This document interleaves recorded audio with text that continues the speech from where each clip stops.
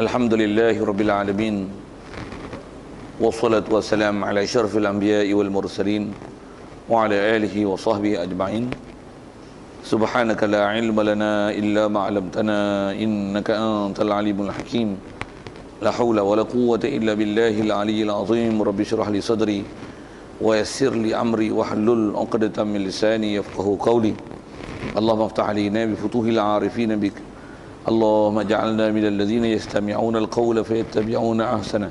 Allahumma 'allimna mimma jahilna wa anfa'na bima 'allamtana wa zidna 'ilman nafi'a ya rabbal alamin. Qala Syekh Musannif An-Nazim rahimahullah ta'ala wa nafa'na bihi wa bi'ulumihi fid darain. Amin. Kita masih di muka surat 15 di bawah itu yang kitab Jawinya. Kata Musannif rahimahullah ta'ala wa afdalul khalqi 'alal itlaqi nabiyuna famil anishiqaqi wal anbiya yalunahu fil fadli wa ba'dahum malaika zil fadli hadha wa qawmun fassalu idh faddalu wa ba'du kullin ba'dahu qad yafdulu bil mu'jizati uyidu takarruma wa ismatul bari li kullin huttima. Hadirin sekalian, pertama sekali marilah kita rasakan syukur, terima kasih kepada Allah Ta'ala. Kesyukuran kita nikmat hidup yang masih diberi pada hari ini. Syukur juga kita di atas nikmat Islam diberi, dijadikan kita dalam keadaan Islam itu, dijadikan hati sanubari kita boleh membenarkan semua ajaran yang dibawa datang oleh Nabi kita Muhammad sallallahu alaihi wasallam. Yang dengan itu juga kita boleh, Allah Taala jadikan kita boleh taat dan patuh pada perintah dia dan meninggalkan larangannya, boleh jaga sembahyang waktu, boleh jaga sembahyang solat berjemaah.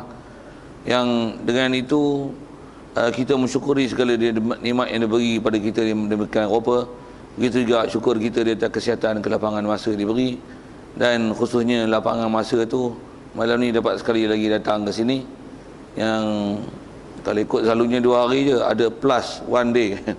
Pasal kebetulan esok ada program yang tak balik, jadi Ustaz Khairil panggil juga, nak patutnya malam ni tak ke mana, dia kata sini pun kosong, mari jugalah ke sini.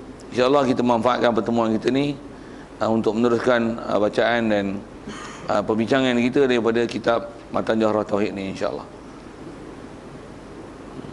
Kata Musannif rahimahullah ta'ala wa afdalul khalqi 'alal itlaqi. Asal terjemahannya kata dia, dan semulia-mulia makhluk atas seumumnya ialah Nabi kita Muhammad sallallahu alaihi wasallam, maka berpalinglah engkau daripada berbantah-bantah.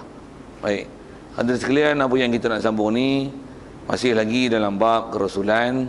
Kalau yang kita bicara semalam adalah tentang bab Rasul dan Nabi, dia bab yang tak boleh kita nak usahakan. Dia ialah kurniaan dan limpah kurniaan dan anugerah Allah Ta'ala. Siapa yang nak dilantik, itulah akan jadi Nabi Rasul, dan wajib i'tiqad bahawasanya siapa yang dilantik dia tak pernah silap, mesti dipilih orang yang memang sepatutnya jadi Nabi dan Rasul dan diberikan sifat-sifat keistimewaan yang ada pada dia. Memang dia tak pernah silap pilih, berdalil dengan Quran, begitu juga dengan munasabah akal. Takkan Tuhan semesta alam yang sempurna dia akan tersilap meletakkan siapa yang sepatutnya dijadikan Nabi dan Rasul dia. Dalil Al-Quran kita ada bicara semalam, antaranya firman Allah Ta'ala, Allahu a'lamu haitsu yaj'alu risalatah.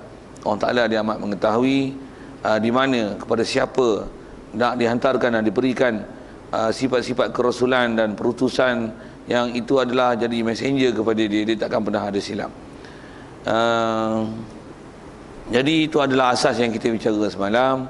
Jadi kita nak sambung ni, kalau ikut khusus nak bicara ke dalam bab Nabi Rasul tu kepada Nabi kita Muhammad sallallahu alaihi wasallam, khususnya tentang i'tiqad bahawasanya ni dia sebut dalam matan, yang ni ialah menjadi asas sebahagian daripada akidah Ahlussunnah wal Jamaah. Apa dia? Wajib i'tiqad semulia-mulia makhluk atas umumnya, siapa dia orang yang paling mulia, iaitulah kata dia Nabi kita Muhammad sallallahu alaihi wasallam. Jadi mengikut kaedah Ahlussunnah wal Jamaah, kita wajib i'tiqad makhluk yang paling mulia, afdalul makhluqat ataupun afdalul khalqi, seafdal-afdal makhluk ataupun seafdal-afdal sekalian yang pernah dicipta oleh Allah Ta'ala, sejak daripada mula-mula penciptaan hinggalah ke akhir zaman esok. Tidak akan ada satu pun makhluk yang boleh menandingi dari si afdalnya, lebihnya, fadilatnya, apalagi martabatnya, ketinggiannya, keagungannya selain daripada Nabi kita Muhammad sallallahu alaihi wasallam. Tak ada orang akan boleh menandingi hak tu. Satu, di atas kaedah ini, siapa-siapa yang mengiktikadkan bahawasanya ada manusia yang lebih besar, lebih mulia, lebih agung, lebih hebat, apalagi seumpama bahasa macam tu, ya, lebih daripada Nabi kita Muhammad sallallahu alaihi wasallam, itu adalah i'tikad kufur. Itu adalah i'tikad kufur, keluar daripada ahli sunnah wal jamaah, sekalipun dia semayang, dia puasa, dia zakat. Pasal ini adalah bab kerasulan yang menjadi tonggak dalam akidah ahli sunnah wal jamaah. Jadi selain daripada apa yang telah kita bicara lepas, umumnya semua Nabi dan Rasul mesti sidik, amanah, tabligh, fatanah. Ini adalah antara akidah-akidah yang mesti diyakini khusus untuk Nabi kita Muhammad sallallahu alaihi wasallam. Itulah dia semulia-mulia makhluk. Satu, kalau saya buat misal satu ayat, ada orang kata gini, tuan-tuan, pasal pernah ada orang cakap begini kan, cuma saya bukan nak tuju ke siapa-siapa, tapi ada orang bagi contoh macam ni. Ni pun saya dapat ni, ada beberapa orang share daripada rakan-rakan Facebook saya lah kan. Kena sebut Facebook tu juga kan. Pasal yang tu kadang-kadang benda yang kita dapat maklumat publik melalui proses tu. Saya tak baca surat khabar lah ni, tuan-tuan. Baca Facebook pun dah ada maklumat sekeliling lah. Pasal baca Facebook ni lagi pula, pasal dia lah individu sendiri komen. Baca surat khabar ni, dia di atas editor, siapa pengarang, dia akan pilih, dia olah ikut kepala otak dia. Kalau sikit ke Facebook tu, Facebook ni dia ikut member, friend, dan siapa komen, kita akan faham masyarakat punya pemikiran. Baik, antara ayat yang saya nak sebut ni, masalah khusus kita bicara seafdal makhluk ni, ada orang dia keluar ayat macam ni, tuan-tuan. Dia kata apa? Dia kata sebijak-bijak Nabi Muhammad sallallahu alaihi wasallam, bijak lagi Datuk Najib. Tuan-tuan komen.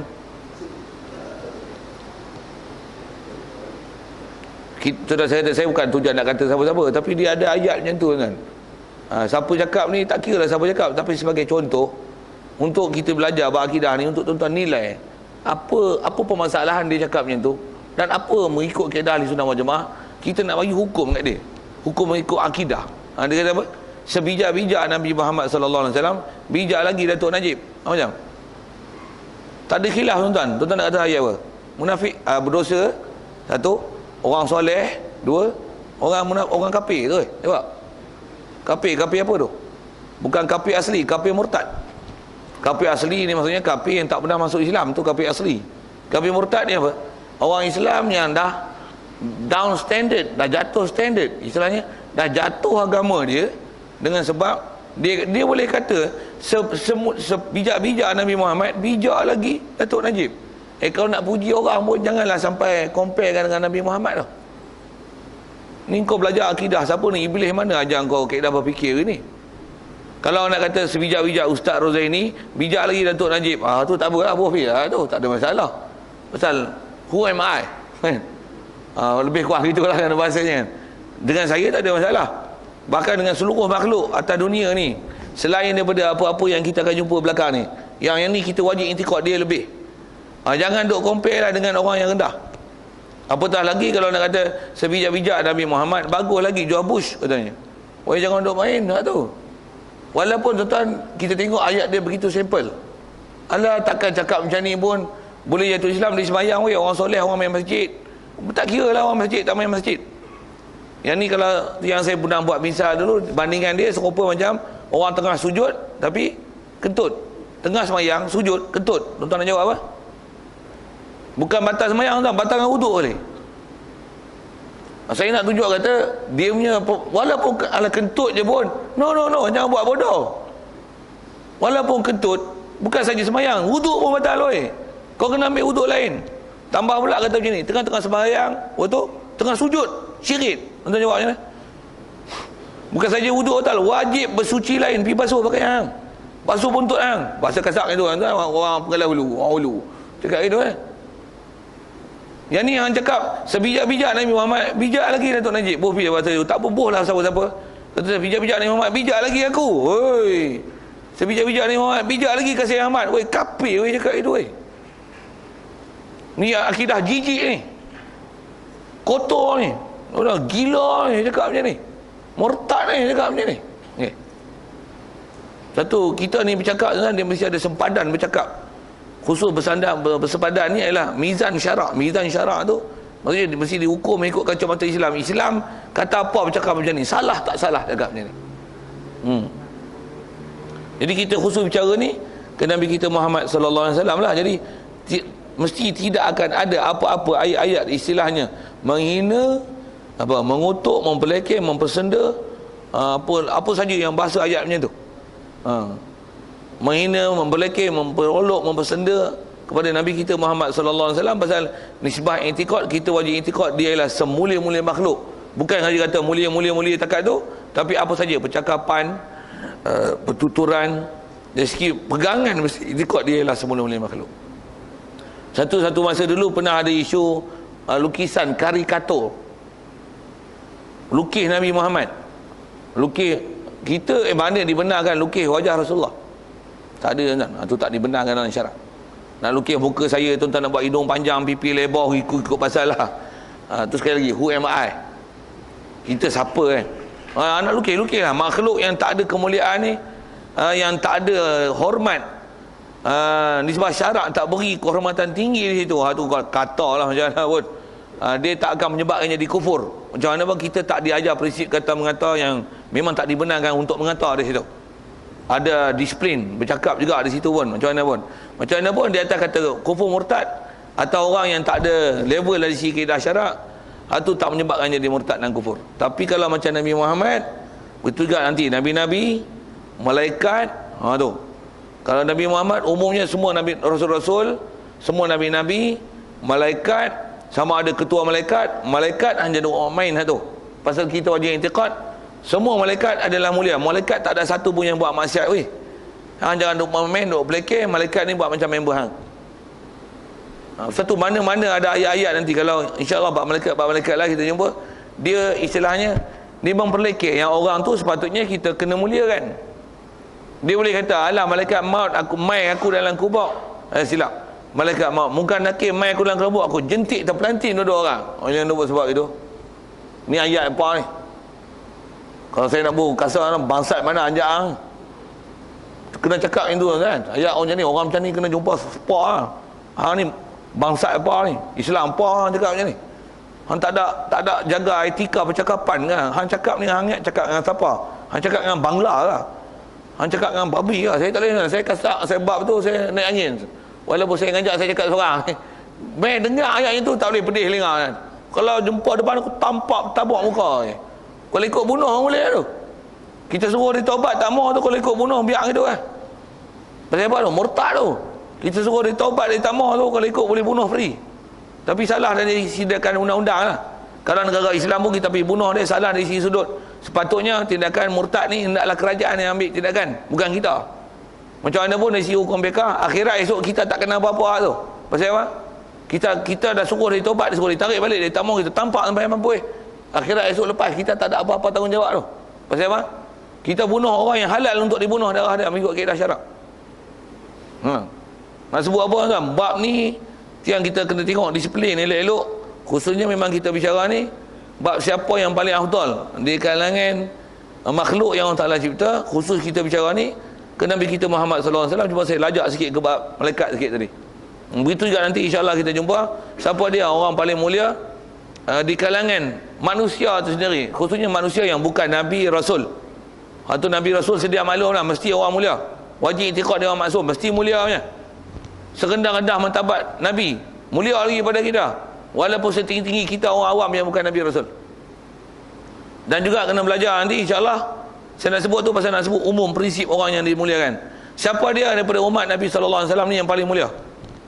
Wajib i'tiqad bagi betul, jangan duk silap. Khususnya yang pernah isyarat dan tak tahu jumpa depan ni. Jumpa jauh sikit. Ni semua cerita bab Rasul Nabi dulu lah ke depan ni. Nanti kita akan jumpa umat Rasulullah sallallahu alaihi wasallam, umat Nabi kita Muhammad sallallahu alaihi wasallam ni, siapa dia paling mulia? Bagi betul ranking tu. Sahabat, tabi'in, tabi'in. Itu yang memang Rasulullah jamin. Dia kata khairukum qarni. Orang yang paling baik adalah orang yang ada dalam kurun aku. Summa allazi yali qarni. Kemudian kurun yang mengiringi kurun aku. Orang yang ada kurun selepas aku. Lepas tu yang kurun selepas aku. Atau kama qala, yang masyhur diistilahkan oleh ulama kita, yang kita biasa didengar didengarkan dengan istilah sahabat, tabi'in dan tabi'in. Tiga, the first and second and third generation after our Prophet sallallahu alaihi wasallam ni adalah the best generation. Wajib itikad itu. Bila the best generation, tak boleh siapa-siapa nak dakwa orang belakang ni mengatakan mereka lebih daripada 3 generasi itu. Pasal itu Allah Ta'ala ada puji, Rasulullah puji. Siapa kita nak kutuk memang? Orang yang kita itikad, orang yang kita kena respect dari segi perkataan dia. Allah Ta'ala, firman dia, wahyu dia. Allah Ta'ala pun puji para sahabat. Rasulullah pun puji para sahabat dia. Rasulullah puji siapa yang ikut sahabat. Rasulullah puji pada yang siapa yang ikut sahabat. Yang istilahnya sahabat, tabi'in. Tiba-tiba ada orang kata, para sahabat semua tak boleh pakai. Siap. Jaga weh yang cakap itu. Ni Syiah masalah sini. Antara masalah dia pasal apa? Pasal dia semua sahabat Nabi habis dikapir, dia ada dipasik. Salah besar kan dalam bab-bab disiplin ilmu dan disiplin akidah. Cuma tu agak panjang bicara, sampai bab dia kita jumpa nanti insya-Allah. Kita kelahi tentu. Kalau siapa-siapa nak kelahi, terutama ada puak-puak Syiah panggil mai kelahi tentu. Apa dia orang punya akidah, apa dia orang punya pegangan. Khusus kita bicara ni kepada Nabi kita Muhammad sallallahu alaihi wasallam. Sikit lagi kalau sambung ke Syiah tu. Syiah sampai ada kata apa kan? Saya nak Ali dengan Rasulullah, dia dah lebih apa? Saya nak Ali lebih lagi. Yang nak buat pasal. Bahkan apa-apa sikit Ali. Sedikit Ali. Baca pun sadaqallahul azim.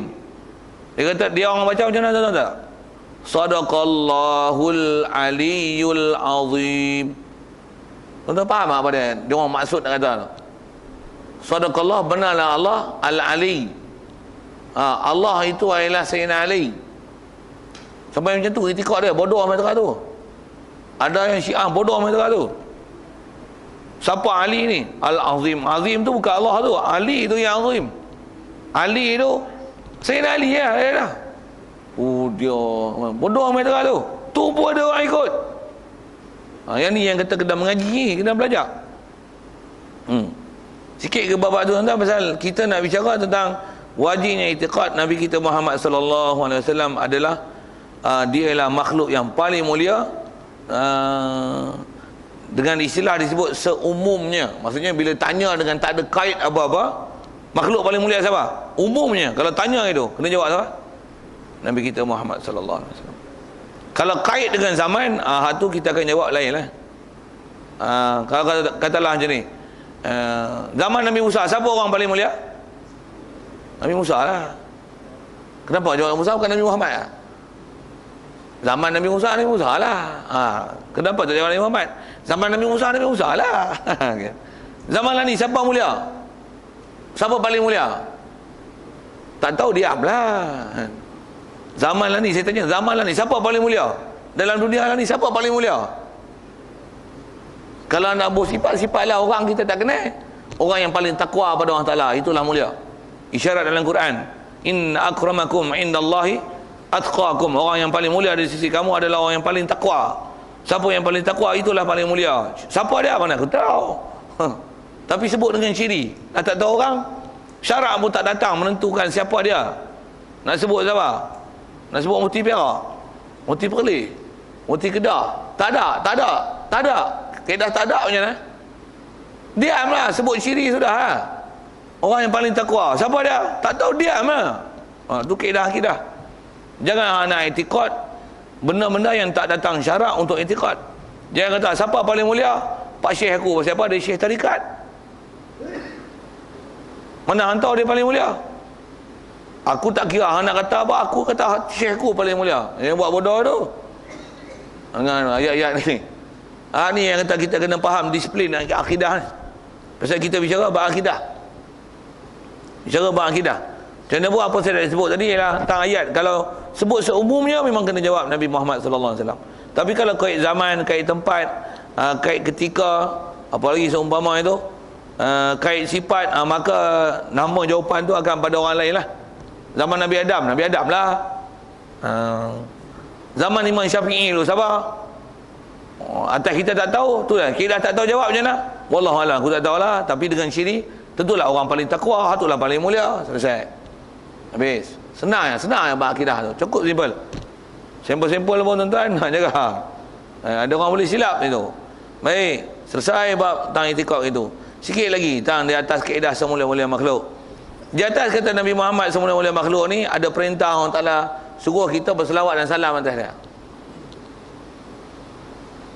Apa makna selawat dan salam tu? Maksudnya kita mendoakan dia supaya Allah Taala berikan rahmat dan berikan kesejahteraan dengan dia. Lepas selawat salam macam mana? Memang ada wari-wari datang selawat Allahumma salli ala Muhammad wa ala ali Muhammad. Keluarga Nabi Muhammad pun disuruh juga doa. Khusus kita tengok sebut ke Rasulullah dulu ni. Allahumma salli ala Muhammad. Dan ada umum ayat Quran yang memerintahkan kita selawatlah macam mana nak selawat sekalipun. Ucaplah salam macam mana salam nak ucap sekalipun. Ya ayyuhallazina amanu sallu alaihi wa sallimu taslima. Innallaha wa malaikatahu yusalluna 'alan nabi. Allah Ta'ala dan para malaikat memberikan rahmat pada Allah Ta'ala. Cuma maksud yusallun tu tafsiran pada Allah Ta'ala dan para malaikat dengan huraian yang berbeza. Umumnya Allah Ta'ala dan malaikat berselawat ke atas Nabi. Allah berselawat atas Nabi, selawat makna lain. Malaikat berselawat atas Nabi dengan makna lain. Kita diperintahkan berselawat atas Nabi dengan makna lain. Itu ulama tafsir bagi huraian Syiah. Allah berselawat atas Nabi bukan maksudnya Allah pun Allahumma salli ala sayyidina Muhammad wa ala ali sayyidina Muhammad tau.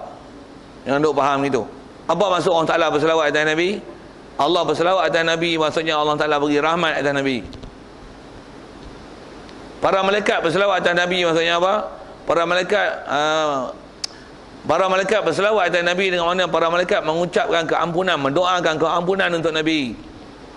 Kita berselawat atas Nabi maksudnya kita mendoakan supaya Allah beri rahmat ke Nabi. Bagi betul tu. Pasal perkataan selawat ni dia berbeza makna mengikut siapa yang berselawat itu. Satu kalau kata batu dan kayu dan pokok dan binatang semuanya berselawat dan bertasbih. Apa makna selawat? Kullun qad alima salatahu wa tasbihah. Semua makhluk termasuk benda-benda tak bernyawa ni, kullun qad alima salatahu. Dia tahu selawatnya. Jadi batu, pokok pun tahu selawat. Apa maksud selawat pada batu dan pokok kayu? Selawat dengan mana?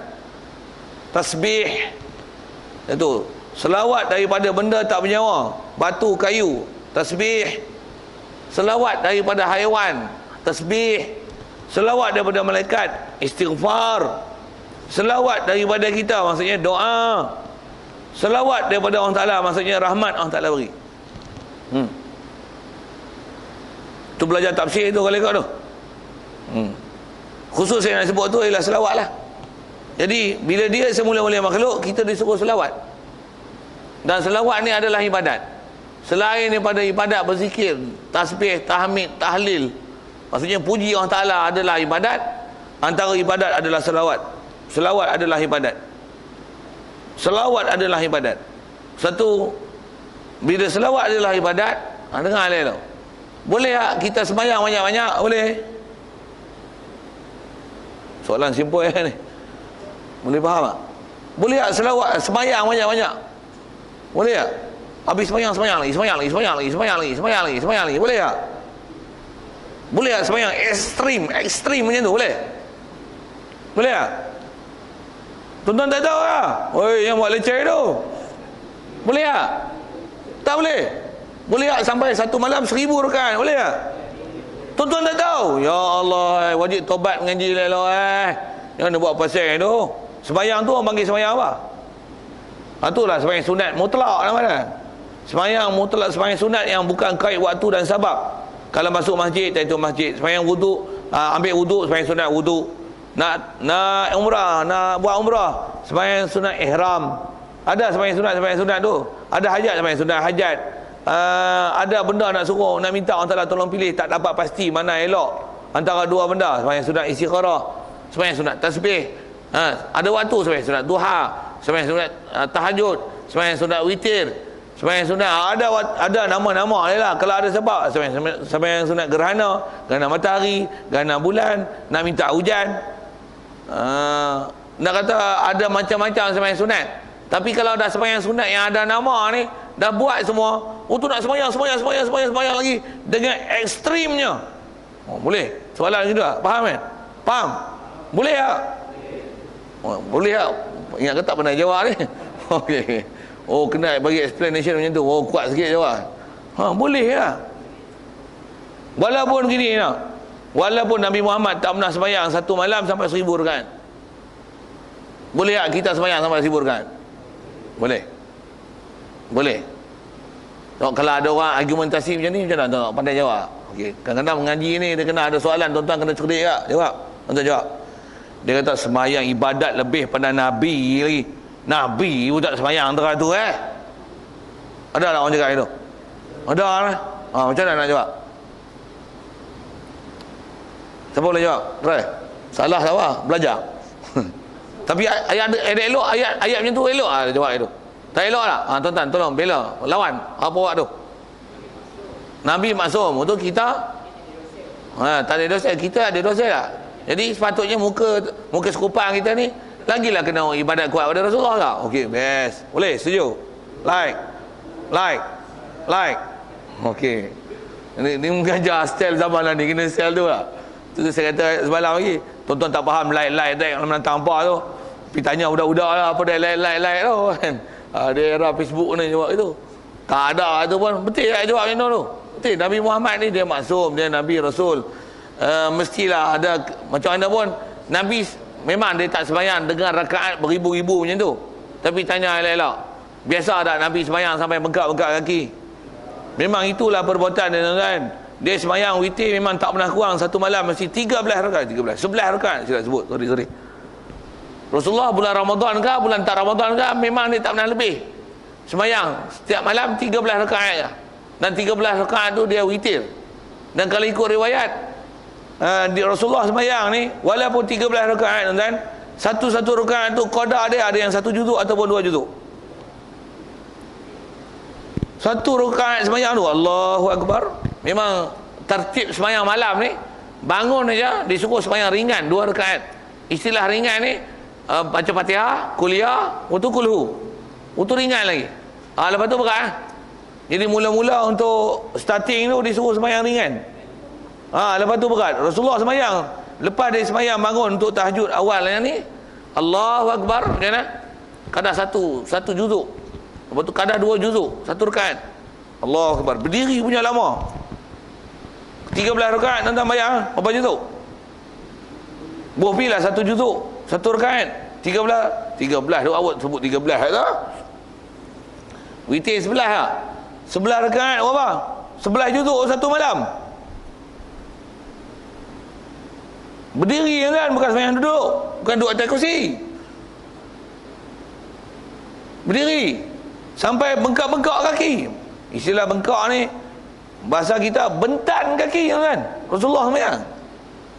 Sampai Sayyidina Aisyah isteri dia. Sayyidina Aisyah tak ibadat macam tu. Dia kata ya Rasulullah. Kata dia, laqad ghafarallahu ma taqaddama min dhanbika wa ma ta'akhkhar. Ya Rasulullah, kata dia, sesungguhnya Allah Ta'ala, demi Allah, kata dia, Allah Ta'ala telah ampun kau dosa telah lalu dan akan datang. Awak sampai ibadat meteran ni. Rasulullah jawab nak kata ibadat Rasulullah walaupun dia tak ada 1000 rakaat, tapi ibadat dia macam mana? Sampai bengkak-bengkak kaki. Itu asalnya. Terjemah sekali lalu Rasulullah, Sayyidina Aisyah tanya ni, adakah Allah Ta'ala telah ampun? Adakah tidak ya Rasulullah, Allah Ta'ala telah ampunkan dosa yang telah lalu, yang akan datang? Rasulullah jawab apa? Memang Allah Ta'ala telah ampunkan dosa aku dan akan datang. Tapi kata dia, adakah tidak boleh, dan adakah tidak elok kalau aku jadi seorang hambanya yang bersyukur? Okey, itu satu hal. Apa faham nak ambil pada hadis tu? Rasulullah ibadat kuat, tuan-tuan. Ibadat malam kuat, tuan-tuan. Kita tidur kuat, tuan-tuan. Melantak kuat, tuan-tuan. Hiburan kuat, tuan-tuan. Tengok Facebook kuat, tuan-tuan. Saya tak sebut tuan-tuan, saya sebut saya. Tuan-tuan tak ada Facebook, tak ada masalah tu. Tapi kalau tak ada Facebook pun, duk tidur kuat, tuan-tuan. Merapu, tuan-tuan. Tengok Astro kuat, tuan-tuan. Tengok TV kuat, tuan-tuan. Apa ibadat? Sembahyang duha pun tak ada, tuan-tuan. Sembahyang tahajud jauh sekali. Nak apa? Sembahyang witir nak buat 11 apa? 3 pun tak ada, 1 pun tak ada. Sembahyang apa lagi? Nak sembahyang mutlak? Tak ada. Nak satu rakaat, 1 juzuk. 1 juzuk apa? Kuliah kulhu pun tak baca. Sembahyang sembahyang fardu pun Fatihah betul rukuk lah. Tak ada baca surah pun. Inilah sembahyang kita. Itu wajar tak kita sembahyang dan nak baca banyak-banyak tak kerti. Quran pun tak hafal. Jadi kita nak baca banyak-banyak tak boleh. Kena banyak rakaat lah. Tapi janganlah sembahyang itu. Saya rujuk itu tu maksudnya banyak lah. Jangan pakat sembahyang macam patuk ayam lah. Itu. Okey, bagi faham lah saya punya isyarat tu. Nak menunjukkan kata lagi lah banyak. Asal nak ceritanya, boleh tak sembahyang banyak-banyak ni? Extremely sembahyang sampai daripada pukul bangun 3 pagi sampai subuh. Boleh? Bagus. Ibadat lah tu. Tak melampau lah. Tak. Hatu tak melampau lah. Melampau ni tak sembahyang. Hatu melampau. Kalau ada pun sikitnya ni, dengan sebab bangun malam, siang ni bantai tidur. Waktu tak kerja, nafkah kat bini tak bagi, kat anak tak bagi. Sampai tak sembahyang subuh, tu leceh, tu melampau, tu. Tak mana nak sepadan dah. Dengan buat ibadat sunat, ada cedera hak fardu. Tu melampau. Ada pun dengan memperbanyakkan ibadat, memperbanyakkan zikir. Bagus. Okey, itu kita sebut ibadat kepada Allah Ta'ala. Okey, sebut ke Nabi Muhammad ni. Selawat ibadat tadi. Selawat ibadat lah. Selawat ibadat lah. Boleh tak? Kita berselawat extremely ke Rasulullah. Macam mana selawat ekstrim? Allahumma salli ala sayyidina Muhammad. Sallallahu ala Muhammad. Sallallahu alaihi wasallam. Sallallahu ala Muhammad. Sallallahu alaihi wasallam. Ya Nabi, salam alaika. Extremely macam tu. Bukan dengan cantik tu. Pasal apa? Nak bagi tak ngantuk lah tu. Mula tu seronok ya Rasulullah. Nak kata ya Rasulullah, tambah bubuh perkataan-perkataan yang kata kita sangat rindu kasih pada dia. Talama ashku qarami ya nural wujud. Ketik lah nasyid 2-3 tahun. Suara tak sedap nak nasyid terus. Apa yang pun tak apa. Tak pergi malu nasyid tak betul. Ya badratin, ya badratin, ya badratin. Boleh? Boleh. Salatullah, salamullah ala taha rasulillah. Salatullah, salamullah. Bagus selawat tu. Tu extremely, bukan seorang tuan. Ramai-ramai, marilah berselawat 3 juta orang boleh. Pasal apa boleh ni afdal makhlukat lah. Tak jadi murtad ayat tu. Woi bodoh apa? Yang ni membesarkan kata dia Nabi Muhammad lebih pada besar Allah Ta'ala ni macam mana? Betul ya ayat tu? Ni ayat iblis mana Muhammad Kalau saya buat ayat tu. Dia kata apa? Membesarkan Nabi Muhammad sampai lebih membesarkan Allah Ta'ala. Awak bangga dengan ni? Bukankah membesarkan Nabi Muhammad itu adalah perkara yang Allah Ta'ala suruh kita besarkan Nabi SAW. Allah Ta'ala apa mulia Rasulullah. Wa innaka la'ala khuluqin azim. Engkau ni Rasulullah mempunyai akhlak yang sangat mulia. Jadi tak ada masalah tu. Tapi kalau selawat sampai tak sembahyang subuh, tu leceh. Tu memang ekstrim Dari segi ayat boleh bodoh. Masa mudah orang hulu tu kata orang hulu mengejap macam ni, dia kasar orang hulu. Pepatah Arab pun kata man badai jafa kata dia. Siapa duk hulu biasanya bahasa kasar. Orang pekan dia tak ngajak itu kan. Asal saya nak sebut nak kata sampai selawat sampai tak sembahyang tak kena. Tu jerit sampai tegang orang main bercampur pula lelaki perempuan tu tak kena, tu tak kena. Tu tak kena. Begitu juga selawat sampai nak bahasa macam mana? Selawat sampai berjoget. Sallallahu ala Muhammad. Hatu lawak, hatu leceh. Tapi kalau takkan dengan bersungguh berselawat lenggok macam tu, apa? Tu tak apa. Masyhur sebut ulama, tak ada khilaf kalangan ulama ahli sunnah wal jamaah. Kalau takkan berselawat itu dengan pukulan kompang pula, mana alat muzik yang dibenarkan dalam syarak, tak ada masalah tu. Kompang, gelepung, tak ada masalah. Sallallahu ala Muhammad, gelebung, tak ada masalah tu. Tak ada masalahnya tu. Tak ada masalah. Tapi kalau ceng sallallahu ala Muhammad ceng Tuan-tuan gelak siapa? Gitar bukan dia. Gitar bukan. Sekalipun tak ada ijma' ulama' tentang masalah alat muzik yang bertali ni, tapi alat muzik bertali khusus kalau dalam kitab-kitab lama, ulama' mutabar kita sebut tuan-tuan, dia kata alat muzik bertali ni haram. Tak kira lah bertali itu bunyi Islamik sikit ke tak Islamik ke, tak kira. Apa-apa nama, sape, gitar, apa ya, gitar bass, gitar utama, gitar elektrik, gitar current, biola, apa ya, gambus bunyi Islamik sikit tak? Teng teng teng teng teng teng teng teng teng teng teng. Masyhur sebut ulama haram. Mana bertali haram. Saya kecil-kecil dulu nak sebut kata ustaz lah, tutup guru dulu tuan. Kita dulu kecil-kecil duk main tagan getah, tahu main tagan getah, tagan tahu tak? Tagan. Hak buat getah kita duk anyam. Tubuh getah, tubuh atas tagan tu.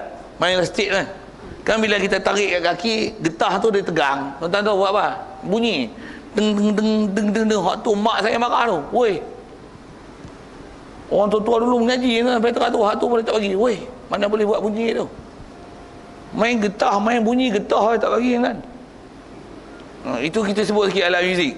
Jadi kalau selawat main alat muzik deng deng deng deng deng deng deng deng deng, tak. Tak. Kompang gagah lagi. Mana tu alat muzik, tengok mana yang syar'i tak syar'i. Kalau yang pendapat contemporary lah ni macam mana? Sampai ada pendapat kata dia mainlah muzik selagi tak menghayal kan. Ada pula kaedahnya tu. Siapa dia ajak? Dia bukan kaedah hayal. Sepadan dia bukan hayal. Melalai kan. Bukan istilah melalai. Istilah apa? Mana yang ada sepadan bertali, lagi bertiup, lagi berdengung. Itu yang berdengung ni selalunya benda-benda buat pada besi. Gong. Gong tak boleh. Gong bunyi macam mana? Cepat, pung. Dia ada pung. Satu. Piano bunyi berdengung tak? Pasal dia ada tala bunyi dalam dia peti lah, board dia tu. Ding ding ding ding ding. Besi dalam tu tuan-tuan. Kalau tuan-tuan ambil bola pingpong letak tu, teng. Bola tu melantun tu. Tahu tak ni sebab apa ni? Dengar lah kalau tak tahu. Pasal apa? Pasal dia ada istilah dengung, deng, deng. Sikitlah bunyi tu. Jadi kalau memang alat muzik yang tulen yang original macam tu, memang atas sebut ulama tu haram. Saya sebut ni atas yang masyhur, ulama-ulama kita sebut, ulama-ulama dulu. Yang lah ni bukan ulama, ular mak. Tu masalah tu. Dia kira anak mudah dah. Tambah pula dia main muzik. Dalam masjid tuan-tuan. Cing cing cing. Cing cing cing cing cing cing cing cing goreng. Siap bunyi mulut. Itu yang kalau alat muzik betul, hak tu live memang haram. Yang kita duk dengar rakam ni, hak tu dia bukan live, dia istilah rakaman. Nak bahas tu panjanglah bab fiqh. Saya bukan ajar fiqh, saya ajar tauhid. Macam mana pun fiqh tu sambil-sambil. Saya nak sebut tentang selawat pakai alat muzik. Sikit kalau saya panjangkan tadi, yang tu bertali. Orang dulu bersiul bermarah. Betul tak? Pasal apa bersiul marah? Bunyi, bertiup. Saya tak pernah bersiul. Kalau dulu orang duk main budak-budak macam ni, zaman saya dulu zaman ni, kepak tangan ni, betul. Lah ni pandai lagi. Harmonika tu. Tu recorder tu tiup, walaupun tengok sebodoh alat itu, alat sebodoh itu haram. Masyhur sebut ulama kita, ulama-ulama yang salihin, ulama salih yang amilin, yang memang dia jaga peraturan-peraturan syarak, semua tak mau alat tu. Jadi selawat diiringi dengan alat muzik itu tak cantik ya. Baik selawat tak payah pakai alat-alat ni. Kalau nak pakai tu alat mesti mendapati dengan piawaian syarak, yang patuh syarak. Okey, asal kita nak cerita tentang selawat atas Nabi sallallahu alaihi wasallam. Jadi berselawat dengan ekstrim macam tu. Maksudnya selawat banyak-banyak. Sampai sehari 1000 kali selawat boleh? Boleh, tak ada masalah. Tak ada masalah. Macam mana pun atas tertib ulama, di atas kaedah berzikir dia ajar. Untuk selawat berapa kali, untuk tasbih banyak mana, tahlil banyak mana. Dia ada balance dia. Yang tu yang kata nak beramal berguru. Dapatkan panduan yang elok. Walaupun selawat tu bagus, tapi berguru. Sikit kalau saya sebut berguru ni tuan. Ini kita bicara amalan macam mana pun, nak selawat aja bagus. Memang ibadat, tak ada masalah. Pasal kasih kepada Rasulullah, tak ada masalah. Macam mana pun ulama dia ajar macam mana nak balance kan, antara tasbih, istighfar, pasal semua tu kena belaka. Kena belaka. Pasal roh kita ni, dia ada benda kalau nisbah makanan tuan, nasi kena ada, dia karbohidrat kena ada, protein kena ada, vitamin kena ada, garam, mineral kena ada. Tuan-tuan makan daging je hari-hari, main 4 tahun mampu tak makan nasi tu. Makan daging je. Tak boleh kan? Makan boleh. Makan buah je. Buah apple dia tu. Tak boleh. Dia mesti ada something yang lain. Kalau membesar pun lagi dia ada benda cacat dan kurang. Maksud apa? Kurang ni. Tak balance. Tak balance. Macam mana nak balance? Tanya yang pakar. Ni tak nasihat pakar. Yang pakar dalam bab pemakanan. Nak makan apa? Saya tengok ada penyakit kulit. Nak makan apa? Ada mata masalah. Tak apa tak terang. Macam mana bab makanan nak makan apa? Tengok beringuh nak makan apa? Berak darah nak makan apa? Apa? Masalah apa? Tanyalah pada pakar pemakanan. Sama ada pakar dengan bentuk kesihatan moden ataupun cara tradisional. Tanyalah pakar-pakar tu. Itu pakar apa? Bab makanan kita tanya pakar. Nak beramal macam ni takkan tanya orang pakar. Bofi pakar tu. Pakar sebenarnya hak cerai ya. Ambil beramal je. Tuan-tuan tengok ni sedap. Bantai makan hak tu ya. Kacang makan sampai 10 kilo. Kacang tanah makan 10 kilo macam mana? Jenuh berak, sakit perut. Maksudnya apa? Overdose. Bofi lah overdose. Ni over apa? Over makan lah kan. Cirit tuan-tuan. Kalau dulu pun ada nyanyi lagu kan. Makan kacang, makan kacang sekarang. Betul apa? Sakit perut sekarang. Sikit lagu lama kan. Bisa dengar? Tak bisa dengar? Tune macam tu pun tak bisa dengar. Tak apa, tuan-tuan tak nyanyi, tak apa, wali. Saya nak suruh tuan-tuan tahu nyanyi tu payah tak? Saya melalui proses pendidikan kebangsaan macam tu. Jadi lagu-lagu macam tu, tune macam tu biasa dengar kan. Oh McDonald. Lagu macam tu kan.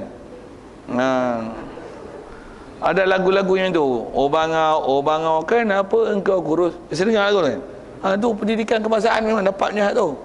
Dapat tu. London Bridge is falling down. Saya dengar. Saya bukan nak cerita lagu kan. Saya kata dapatlah daripada orang yang pakar. Jadi cerita saya makan kacang. Jadi jangan makan sampai 10 kilo. Makan kadarnya saja. Contoh kita kalau terhidang banyak-banyak, sekali-kali makan banyak tak apa. Tapi hari-hari makan banyak tak boleh. Sekali-sekali lajak pergi makan nasi apa, mandi ke apa, pantai. Hari-hari makan mandi, botak kepala. Okey. Sikit-sikit pasal yang tu. Sekali-sekali tak apa. Tapi hari-hari pun makan banyak-banyak tak boleh. Dia ada kadar kan. Kena tahu kita punya keperluan kalori. Kena ngaji lah tu. Ada kepakaran insya-Allah kesihatan terjaga. Bab amalan pun kena tahu amalan macam mana nak amal. Ulama akan ajar, tok guru akan ajar ni hang kena macam ni. Hang dosa banyak ada lu, baik banyak, istighfar banyak. Istighfar lah banyak. Sebelum istighfar qada habis ke.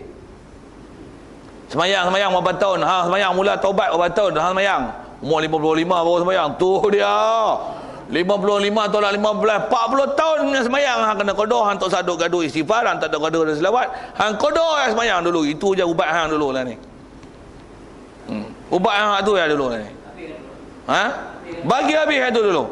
Isap rokok apa pun tak ada. Selawat pun tak boleh, tambah nak isap rokok yang buat bangang itu. Qada bagi habis dulu. Pasal itu ubat hang.